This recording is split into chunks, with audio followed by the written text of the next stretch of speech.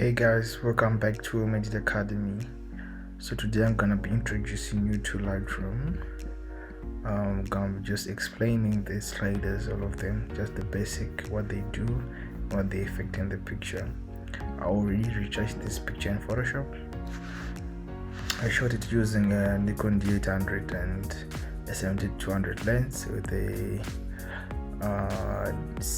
8600 light with a backlight V850.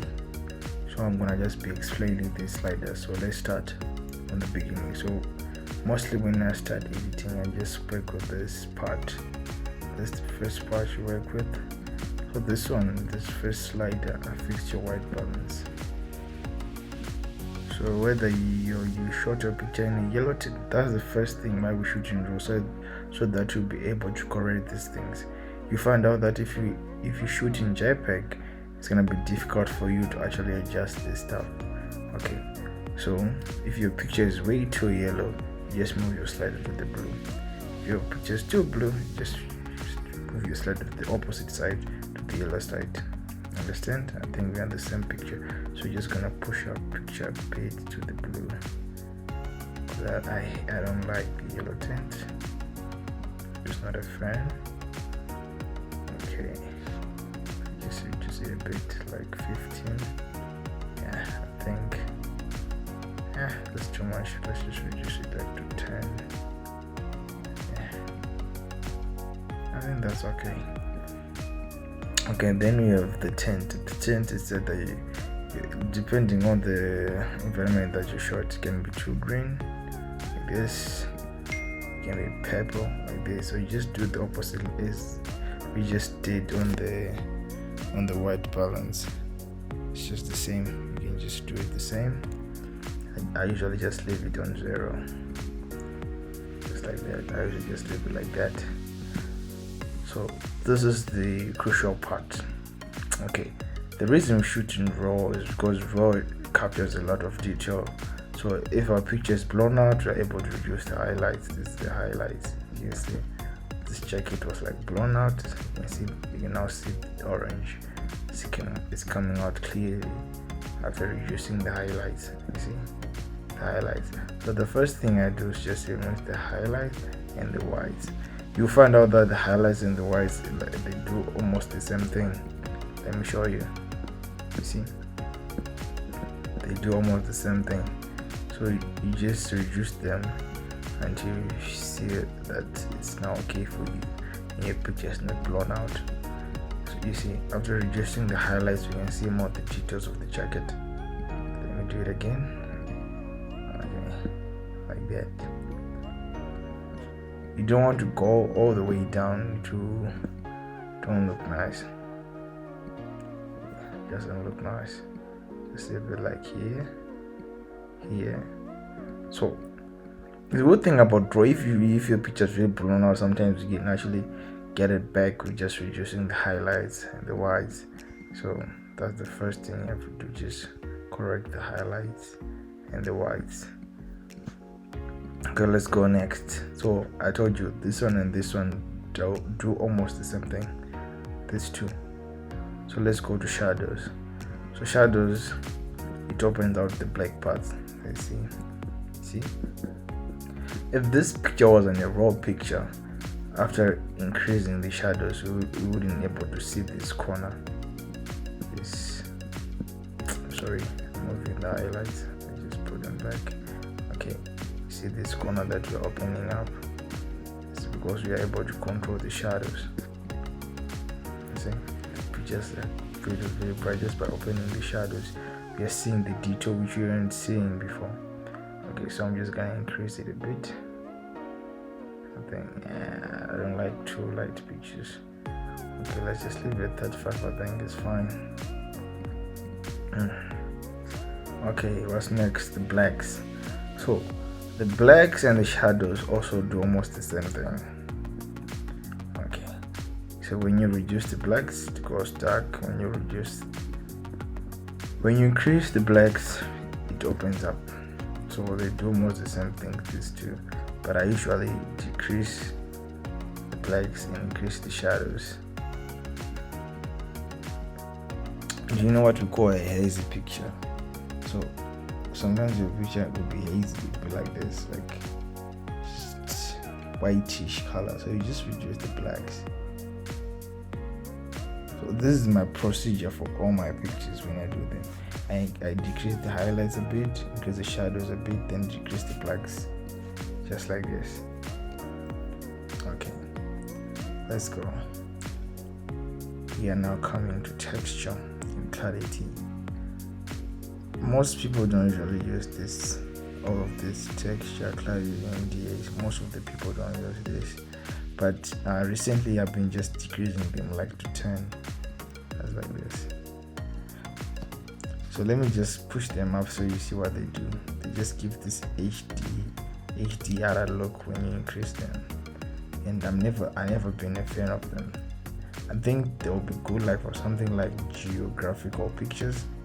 So I usually just decrease them like 10. So that your picture looks a bit soft, not too harsh, just a bit soft. See? I think we're going somewhere.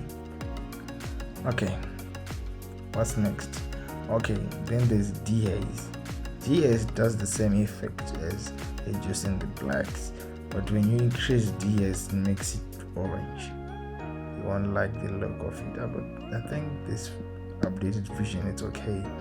It's not becoming too orange, but I usually don't play around with DAs. I usually just decrease the blacks. They have the same effect. You see this effect? Let's decrease the blacks. They have the same effect. So I usually just play around with the blacks. Well, I didn't explain the contrast. The contrast. The contrast does the same thing which the blacks and the shadows and the DAs do, but they do it opposite. When you decrease the contrast, it opens up. It opens up the picture, but in a whitish way. When you increase it, it makes it a bit dark. So you see, it's doing the same thing which the blacks and the shadows and the DAs do, but in an opposite way. When you increase this one, it decreases. So I usually just leave it at 0. You can increase it, it's fine, just to give your picture more color. It's fine, just like this. Okay, let's go down. Okay, then there's vibrance and saturation. Okay, these ones do almost the same thing, but saturation makes your pictures yellow, just like this. And when we started photography, we used to play around with this a lot. This saturation part, we were like, my picture is so nice, but no, that's not the fact. So usually you just leave it to 0 and just increase the vibrance, because it gives a popping color without the orangish feel. So let's just increase the vibrance. I think 35 is fine. Our picture now has color. Okay, let's go down to the curves. This one now we have to explain in depth. I'll make an actual whole video about this thing, but I'll just explain how it works. So let's just, you create points on this thing, and I've created points, right? So what you're doing here is now just here in a curve format. Okay, so this is the blacks. This is the blacks. You decrease the blacks, the picture becomes darks. You increase the blacks, open up shadows. So this is a mixture of black, contrast, and DAs just in one thing. Okay, let's go to this one. This is the highlights. Increase the highlights, it pops out the highlights. Let's go. You decrease them, tint of the highlights. But the curve tool is very, it's a very powerful tool. It's a very powerful tool. So I will explain in depth how you can use it. But there's a simple trick. I'll just show you 2 simple tricks on what you can do with the curve tool. You can just, after making these 3 pointers, you can just increase the middle part just a bit. It gives you just a pop on your picture. Do you know that vivid effect in iPhone? Okay, this is just the feel. It's just like this. This is the filter. It's like that. The second one, what you can do is just decrease the blacks a bit, just like that, and go here, increase the highlights a bit. You don't have to do much when it comes to this one, because it's very, very, very effective. See, but I'll just now a bit orange. I don't like this look, so we just reset it. I just wanted to explain. You see how effective it is. We did a lot just by moving the cap, so I'll just do this one. This is my favorite one. I usually just do this one. Okay, you see, on and off, on, off, on. Okay, tone cap. Let me show you what I was explaining.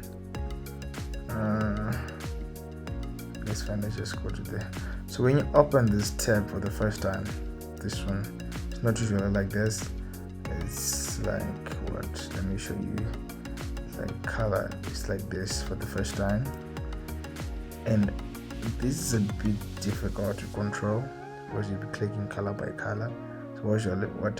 So what I usually do is just go to HSL and press O over here, and you to open it like this.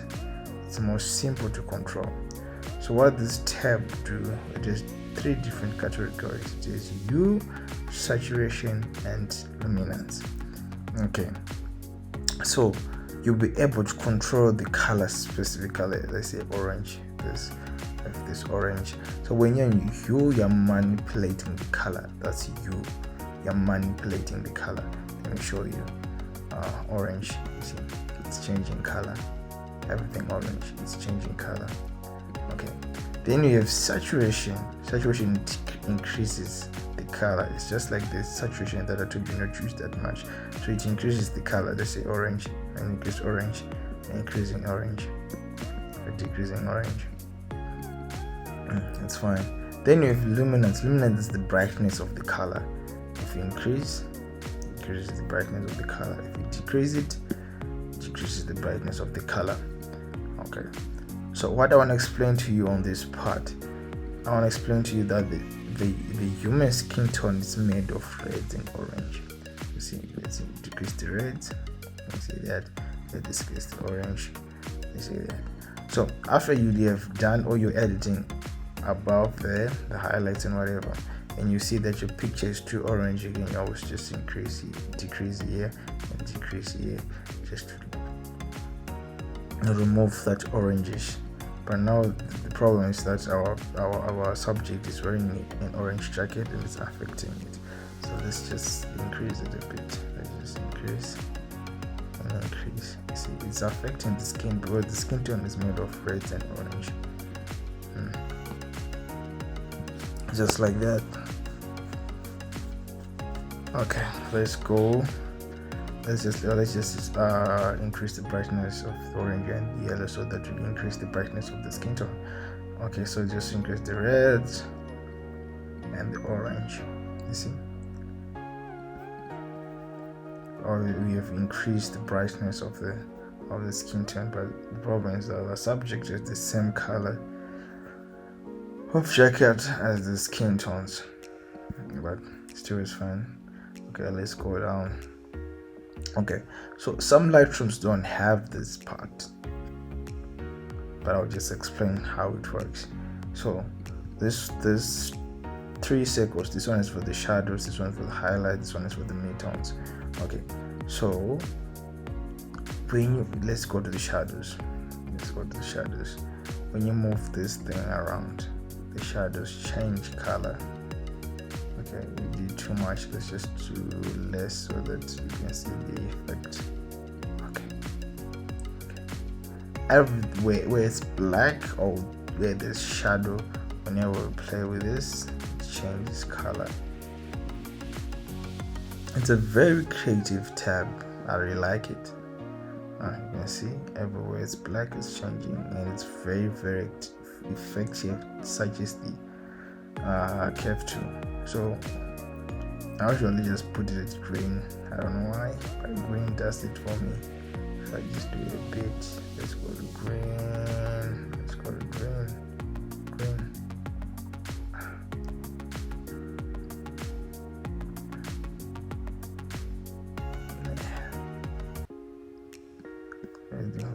green. And if you see the hair, it's green. It's because of this tab.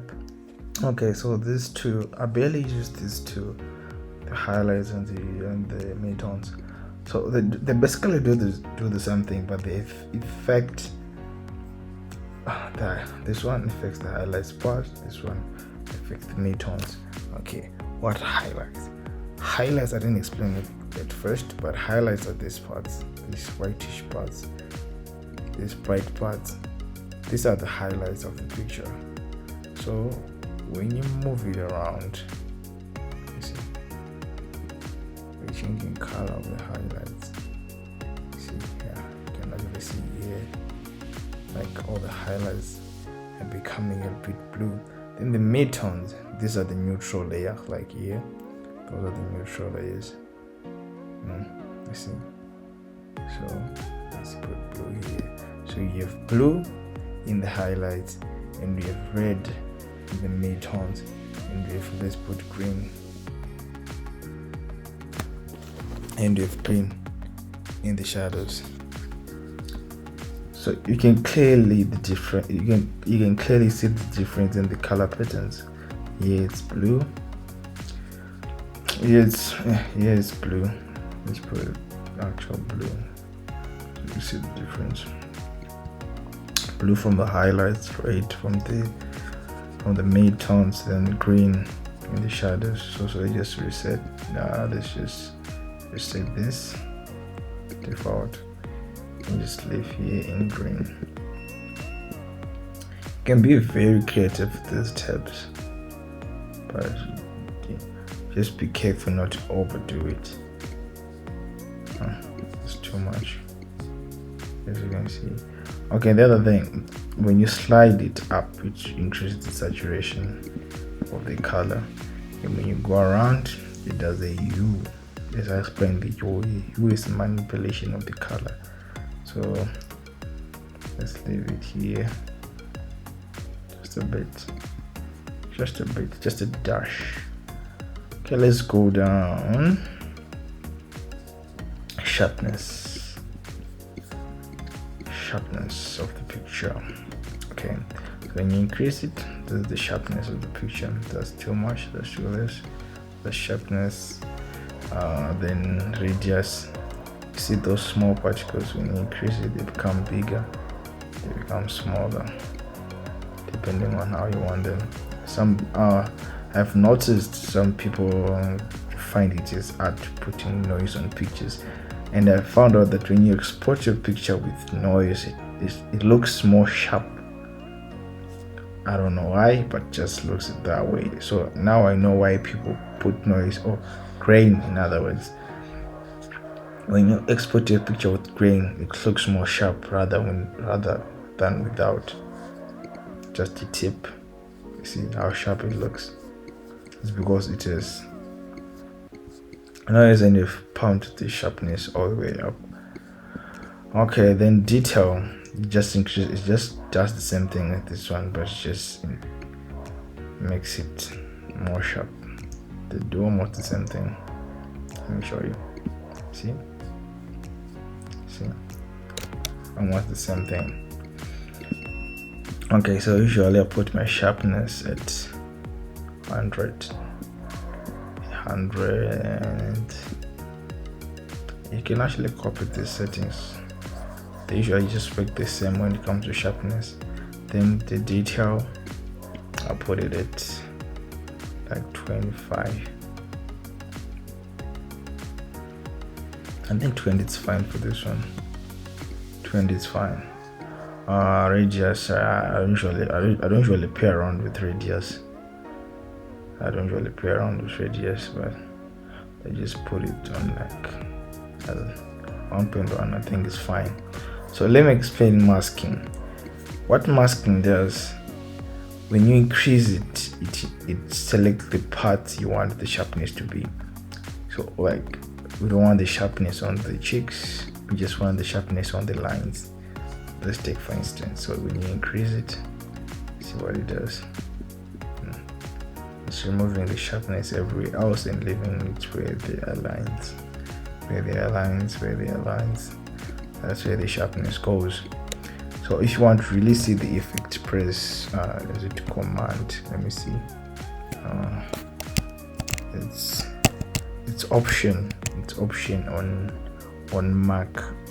I'm not sure what's option on Windows, but try control or command, just try the two. So right now I'm pressing option on my Mac. So you see where it's black, there's no sharpness. Where there's white, that's where sharpness is. You see, just like that. On Windows you can actually try shift. I'm not sure which one is it, shift, control. I'm not sure which one is it between those three, shift, control, and I don't know. I'll look and put it on the description. Okay, now let's play around with luminance. So what luminance does, let's take for instance you shot your picture at night and there's a lot of noise and you want to remove the noise. That's when luminance comes in. Let me show you what it does. Okay, as you can see, it's removing all the noise, and if you take it all the way, your picture becomes very, very soft. So luminance removes all the noise. See? So let's just put it over here so our picture becomes a bit soft. Then detail is like sharpness for luminance. So let's increase the detail. See? It does the same thing what sharpness does, but on the luminance tab. So let's just leave it like that. Okay, what's next? Contrast. I really don't know what this thing does. I never use it. I just leave it at 0. Then color. Sometimes when your picture is noisy, it is noise with some purple colors. This type of noise which makes a bit of a purple color, that's when this tab comes in. So when you increase it, it makes those purple colors black and white.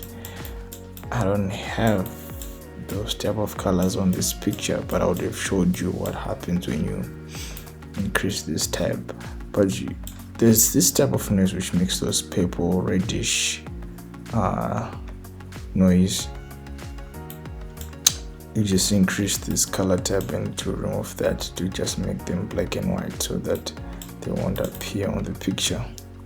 Okay, let's go next. Okay, lens correction. Usually I just click the first part, second part, then you click the camera you used to, which I used in Nikon. Click Nikon. Okay, so let's take for instance you used a kit lens. The kit lens is in a tendency to distort the picture.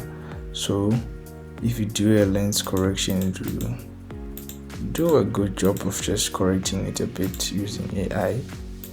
You can see on, off. Okay, so let's leave it on. Right. Then there's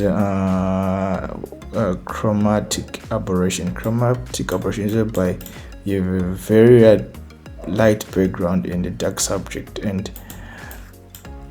that causes a purple color on the lining of the subject and the foreground.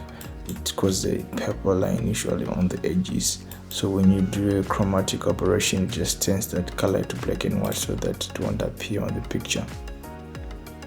Okay, what's next? I usually don't use this tab at all, but there's this effect which people do when they put like a white border. You see it here. Let me show you. Oh, you change this scale. That's where you get the white borders. And then that's the only thing I use there. What else? Vignette. Vignette is there are two types of vignette. There's white and black vignette. Okay. When you increase it, it makes a white roundish effect. When you decrease it, it makes a black around this vignette. I barely use this part too, but it's good when you want to pop out your subject from the background. Like it's just putting a black circle around. So if you do it too much, it will show. So you just do it a little bit so that it doesn't show that much on your picture. Okay, what's next? Grain is noise. It's just noise. It's adding noise. See. So I think I told you earlier, when you export your picture with noise, it looks more sharp. I don't know why, but it just does. Okay, I never used this. I never used them before. I don't know what's their purposes. Okay, let's go up. Okay, this tool is for cropping and lining your picture. This one, this two.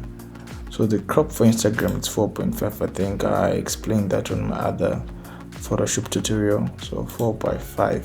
4:5 is the crop for Instagram, so that your pictures won't be cut out when you export them. That's the crop for